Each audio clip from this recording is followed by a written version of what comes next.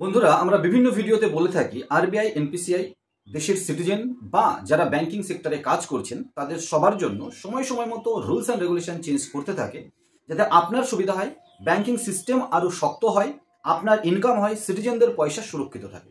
গত এক বছরে যারা আপনারা এইপিএস সিএসপি লাইনে কাজ করছেন তাদের এটা বন্ধ করতে হবে, এটা বন্ধ করতে হবে, এটা করতে হবে, এটা করতে হবে, শুনতে শুনতে আপনাদের কান ঝালাফালা ধরে গেছে। তার মধ্যেও আমরা চেষ্টা করেছি মাঝে মধ্যে কিছু পজিটিভ ভাইব নিয়ে এসে, পজিটিভ ইনফরমেশন নিয়ে এসে আপনাদেরকে সতেজ রাখার, যে না, এখনো এইপিএস মার্কেট শেষ হয়ে যায়নি এবং আপনারা জানেন এইপিএস মার্কেট বা ব্যাংকিং ফিনটেক মার্কেট অনেক বড়, শুধু এইপিএস বা ডিএমটির উপর ডিপেন্ড করে নেই।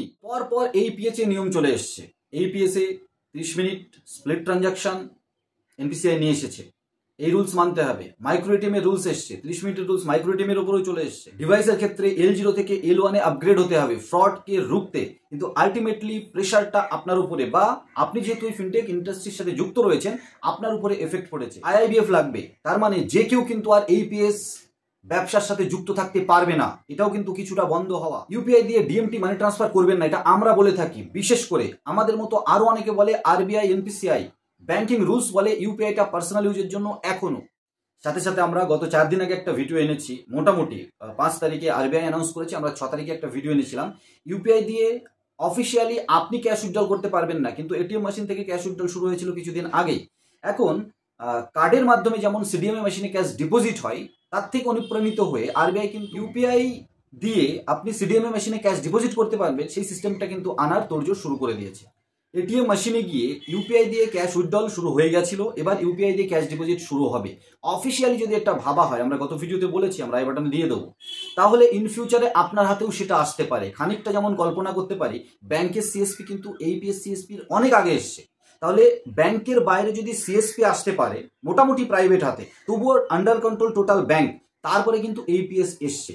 এই ইউপিআই ক্যাশ উইথড্রল বা ক্যাশ ডিপোজিট এখন এটিএম এ দিচ্ছে, তারপরে যে বিভিন্ন থার্ড পার্টি এইপিএস এর মতো বড় বড় কোম্পানি এসে আপনার মাধ্যমে দেবেন আর একটা ভালো রাস্তা তৈরি হবে না, তা কিন্তু নয়, হলেও হতে পারে।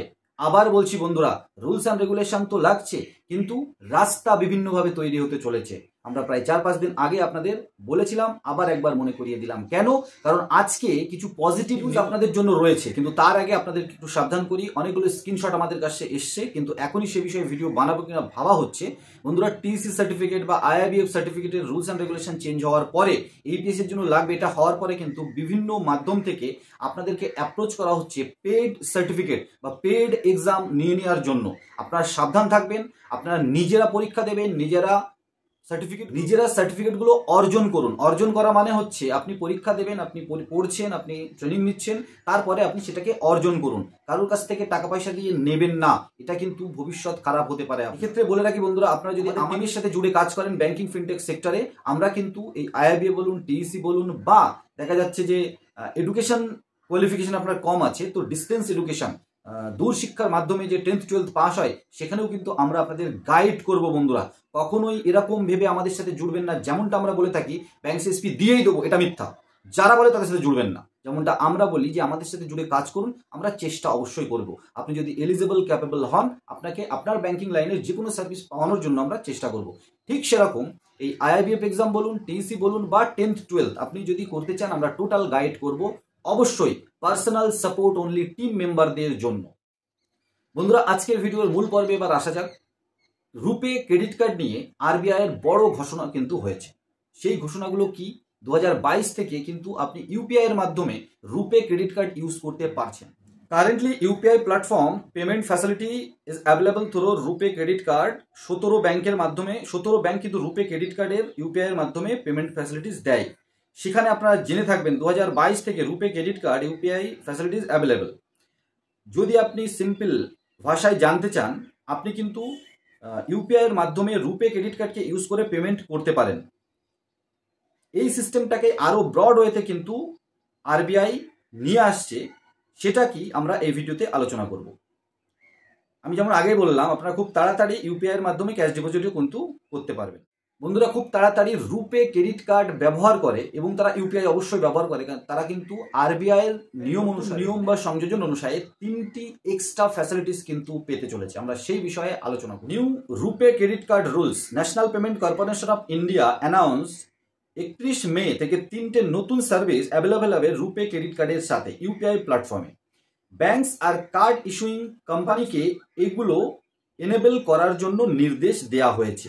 নিউ রুপে কার্ড রুলস, যদি আপনার ক্রেডিট কার্ড থেকে থাকে তাহলে রুপে ক্রেডিট কার্ড থেকে তাহলে এটা কিন্তু আপনার কাছে একটা গুড নিউজ। এখনো পর্যন্ত আপনি শুধুমাত্র ইউপিআই পেমেন্ট অফলাইন বা অনলাইন মার্চেন্টকে করতেন রুপে ক্রেডিট কার্ডের মাধ্যমে।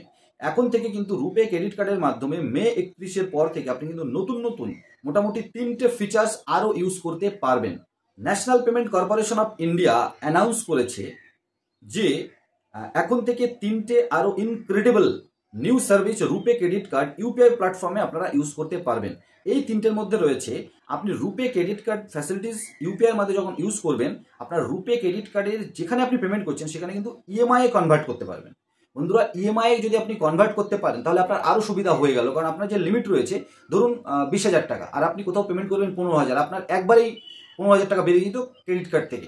আপনি যদি ওটা ইএমআই কনভার্ট করতে পারেন তাহলে ধরুন 2,000 টাকা কাটলো, তার মানে আপনি আরও কিছু পেমেন্ট ওই সময় ওই রুপে ক্রেডিট কার্ড দিয়ে ওই ইউপিআই দিয়েই কিন্তু আপনি করতে পারবেন, কারণ আপনি আবার টাইম পেরিয়ে যাচ্ছেন আর ইএমআই কনভার্ট করতে পারছেন। এর সাথে সাথে ইউপিআই অটোপে আপনি অন করতে পারবেন আউটস্ট্যান্ডিং ক্রেডিট কার্ড বিলস বা ক্রেডিট লাইন ইনস্টলমেন্টের জন্য। অটোপেও কিন্তু ইউপিআই ক্রেডিট কার্ডের মধ্যেও আপনি এনেবল করতে পারবেন ইউপিআই ফ্যাসিলিটিসের মাধ্যমে। ব্যাংক এবং কার্ড তৈরি করা কোম্পানিগুলোকে এগুলোকে এনেবল করার জন্য বলে দেওয়া হয়েছে। সাথে সাথে এরপরে থার্ড যেটা, ইউপিআই যে অ্যাপ্লিকেশন আপনি ইউজ করছেন সেখান থেকেই আপনার ক্রেডিট যে লিমিট সেটা বাড়ানোর জন্য আপনি অ্যাপ্লাই করতে পারবেন, এটা কিন্তু এনেবল করতে বলা হয়েছে। ধরুন আপনার কাছে একটা লিমিট রয়েছে আর 2-4টে পেমেন্ট করার পরে লিমিটটা আর বাঁচছে না, কিন্তু আপনি এখন পেমেন্ট করবেন, আর আপনি একদম নতুন না হয়ে যদি একটু আগের থেকে ইউপিআই ব্যবহার করছেন, ক্রেডিট কার্ড ব্যবহার করছেন, তাহলে আপনার লিমিট আপনি ব্যাংকে গিয়ে করেন নর্মালি যে লিমিট আমাকে বাড়ানো হোক, আপনি কিন্তু তখনই, যেহেতু সিস্টেমের মধ্যে এখন কিন্তু ক্রেডিট স্কোর ইউপিআই অ্যাপ্লিকেশন বা ব্যাংক কিন্তু অনলাইন চেক করে নেয়। ইউপিআই অ্যাপ্লিকেশনের মাধ্যমে আপনি কিন্তু তৃতীয় যে সুবিধা আপনি পেতে চলেছেন, ইউপিআই যে ক্রেডিট লিমিট সেটা কিন্তু বাড়ানোর জন্য আপনি সঙ্গে সঙ্গে অ্যাপ্লাই করতে পারবেন, ইউপিআই অ্যাপ্লিকেশনের মাধ্যম থেকে অ্যাপ্লাই করতে পারবেন।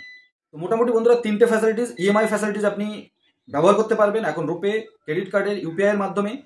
ইউপিআই অটোপে আপনি আউটস্ট্যান্ডিং ক্রেডিট লাইনের উপরে ইউজ করতে পারবেন, আর ক্রেডিট লিমিট বাড়ানোর জন্য আপনি ইউপিআই অ্যাপ থেকেই অ্যাপ্লাই করতে পারবেন ব্যাংকগুলোকে, আপনি যেখান থেকে ক্রেডিট কার্ড পেয়েছেন। হতেই পারে যে আপনি ব্যাংকের থেকে পাননি, ব্যাংকের সাথে টাই আপ করা কোনো কোম্পানির থেকে আপনি পেলেও পেতে পারেন। অ্যামাজন ক্রেডিট কার্ড আছে, ফ্লিপকার্টের ক্রেডিট কার্ড আছে, ঠিক আছে। তো বন্ধুরা, মোট কথা হচ্ছে অনেক রাস্তা এবছরে বন্ধ হওয়ার সাথে সাথে এই যে কিছু নতুন রাস্তা আপনার সামনে খুলে আসছে, এটা সিটিজেনদের জন্য, আপনারা যারা এপিএস সিএসপি বা ব্যাংক সিএসপিতে কাজ করেন তাদের জন্য। এই ক্রেডিট কার্ডটা প্রায় 30 থেকে 54 দিনের যে টাইমটা আপনারা পান, তার মধ্যে কিভাবে ওটাকে ঘুরিয়ে ফিরিয়ে আপনি ব্যবসা করতে পারেন। আপনার দোকানে কাস্টমার ফুটফল আছে, আপনার কাছে ব্যালেন্স কম আছে, কিন্তু ক্রেডিট কার্ডের লিমিট আছে, আপনি সেটাকে কিভাবে ইউটিলাইজ করে সুন্দরভাবে একই টাকা বারবার বিভিন্ন ধরনের বিল পেমেন্ট করে বা পেমেন্ট করে ইএমআই করে আপনি কি সুন্দর ইনকাম করতে পারেন, সেটা অবশ্যই ভালো টিমের সাথে জুড়ে কাজ করলে আপনি করতে পারেন, এবং জানি আপনাদের মধ্যে ম্যাক্সিমাম মানুষ কিন্তু সেটা করে থাকেন। ছোট্ট ভিডিওটা স্কিপ না করে দেখার জন্য অনেক ধন্যবাদ। অনেকটা পার্ট কারেন্ট চলে গেছে, আমি ভিডিও বন্ধ করিনি বন্ধুরা।